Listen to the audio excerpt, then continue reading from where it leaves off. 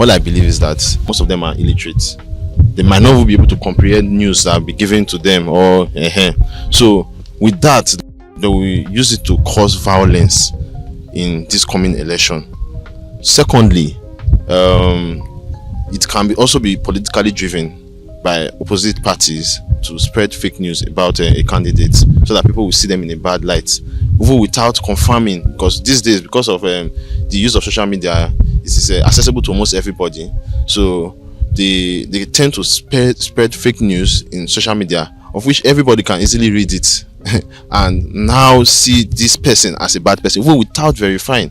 Me, I have even encountered this whole fake news thing in my days in Auchi Polytechnic, where a student just came out from the hall and was like, they don't keep person.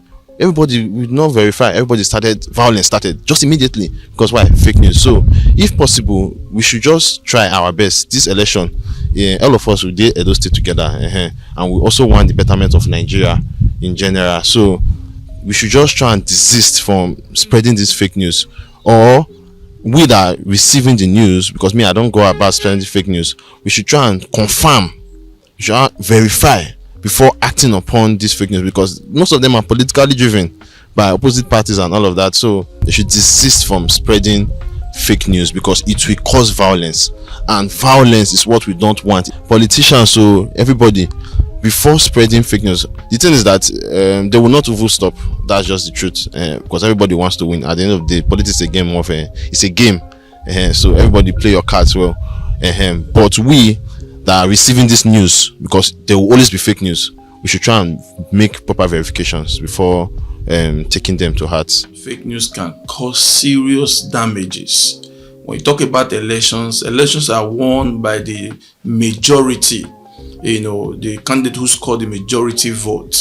And when there is a false information, it can switch the mind of the people. So we must be careful about what we hear, most essentially on social media. Although sometimes the print medias are not left behind in carrying out some of these fake news. We must verify information before we make use of them, because when we look at one of the trend of this 21st century is the negative part of it is this fake news. And if these fake news, they tend to go faster than any other thing. It is really devastating what fake news can do to our society, honestly. But because of the part of the world where we find ourselves, people don't really take these things into cognizance. Fake news can scatter a society. It can destroy society. Fake news can bring division. Fake news is misinformation, telling people what is not as though it is.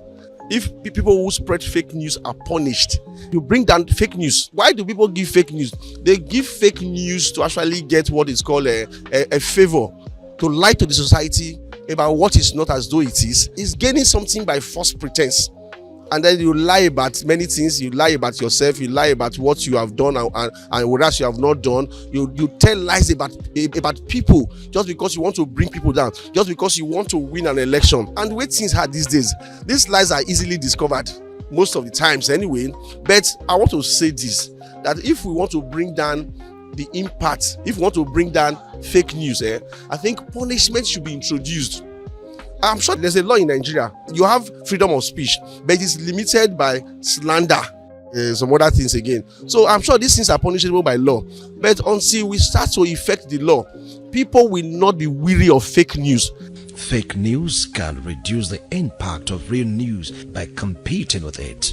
Fake news has become popular with various media outlets and platforms. Researchers discover that over 50% of the human population access news through social media compared to traditional newspaper and magazine. With the popularity of social media, individuals can easily have access to fake news and disinformation. The rapid spread of false stories on social media during the 2012 election in Italy has been documented, as has diffusion of false stories on Facebook during the 2016 US election campaign. Fake news has the tendency to become viral amongst the public. With the presence of social media platforms like X, it becomes easier for false information to diffuse quickly. Research has found that false political information tends to spread through time faster than other false news. On X, false tweets have a much higher chance of being retweeted than truthful tweets. More so, it is humans who are responsible for disseminating false news and information as opposed to bots and click farms. The tendency for humans to spread false information has to do with human behavior. Tell people what your party or what that person you are supporting, what you think he can do, what you think he can bring up to the good people of Edo State, instead of you trying to change the mind of people by blowing false rumors here and there. As far as I'm concerned, I believe we the Edos, we are not really in banana republic, and we know ourselves more better. We know what individual can do. If you like, from today go talk lie richness tomorrow. We know the character of each and every one of us as far as this Edo State is concerned. This election period is only proper that maybe you giving that information to the general public, you do your proper verification, you do your proper findings, because a lot of disaster, a lot of commotions is currently going on in the state due to misinformation. You must make sure you are giving out the right information to the general public. You as an individual, you hear the bad something, verify how true that thing is before you send it on Instagram, before you send it on social media, because social media has actually done a lot of disaster in this state. I want every one of us to be safe wherever you are. Whatever news you are sending out there, ensure you have receipts for those news that is verifiable. You have evidence.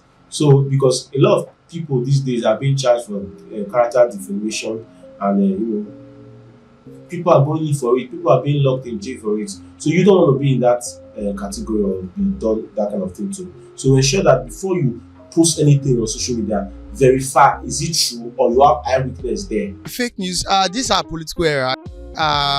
Political propaganda is one of the loser strategy that they used to try to buy people to themselves, but it doesn't work that way. According to research, humans are attracted to events and information that are surprising and new, and as a result cause higher arousal in the brain. Besides, motivated reasoning was found to play a role in the spread of fake news. This ultimately leads humans to retweet or share false information, which are usually characterized with clickbaits and eye-catching titles. This prevents people from stopping to verify the information. As a result, massive online communities form around a piece of false news without any prior fact-checking or verification of the veracity of the information. In 2017, the inventor of the World Wide Web, Tim Berners-Lee, claimed that fake news was one of the three most significant news and disturbing internet trends that must first be resolved. If the internet is to be capable of truly saving humanity, the other two new disturbing trends were the recent surge in the use of the internet,